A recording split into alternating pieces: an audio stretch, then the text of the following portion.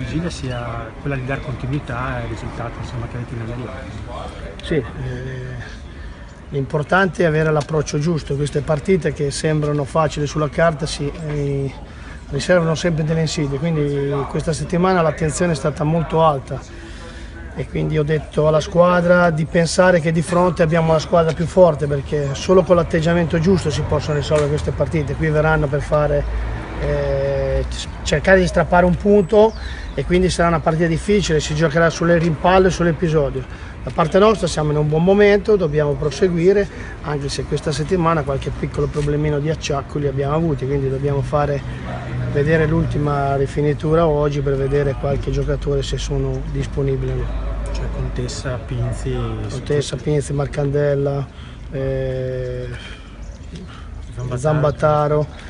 Insomma, quindi questa settimana fra influenze, botte e qualche problema di affaticamento siamo un po' in difficoltà, però siamo in tanti, i giocatori sanno che devono farsi trovare pronti, quindi abbiamo già degli eventuali sostituti pronti per giocare questa battaglia. Sant'Arcangelo ha preso tanti gol nelle ultime partite.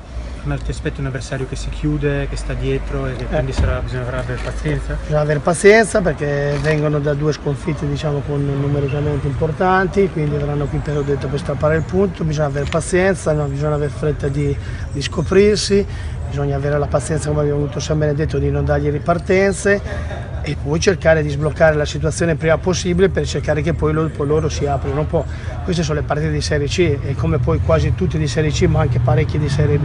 È chiaro che noi stiamo disputando anche un buon calcio fatto di velocità e la velocità bisogna cercarla anche di metterla se gli spazi sono stretti, cercare che il gesto tecnico sia importante. Questa settimana abbiamo lavorato proprio su questo perché ci aspettano secondo me due partite su questo genere, giocare su spazi stretti, che la tecnica deve essere alla massima perfezione e giocare in velocità. No, volevo dirti, in considerazione del fatto che mercoledì tornate di nuovo in campo, tu hai sempre detto che sei uno che cambia molto anche la formazione iniziale da una partita all'altra.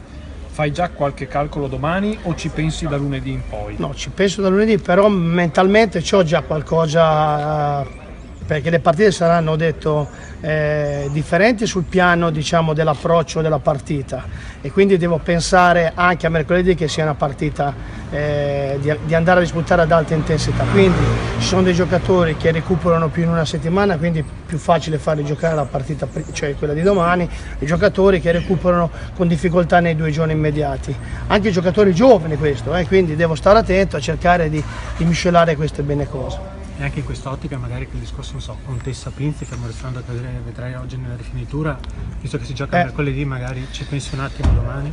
Sicuramente Contessa più di Pinzi, perché Pinzi è un problema di gioventù, fra virgolette, dovuto al fatto che quando c'è un carico sul ginocchio a quell'età lì può esserci dopo 4 partite consecutive 90 minuti, può esserci.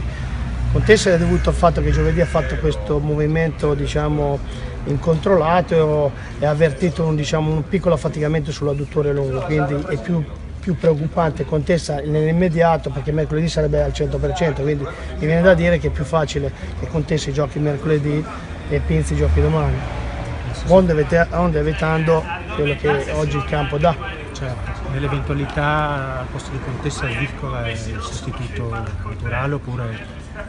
Di sostituti naturali non ce ne sono, ci sono giocatori che vogliono disputare le partite al massima intensità. Sembra che abbiamo la possibilità, uno potrebbe essere Zirko, uno potrebbe essere Trevor, uno potrebbe essere, se c'era Zambataro, potrebbe essere, l'abbiamo fatto mi sembra con il Rende con Cappelletti, quindi abbiamo le varie alternative. Io voglio giocatori pronti a qualsiasi evenienza e quindi ho detto le alternative giuste e questi 3 o 4 nomi sono i candidati.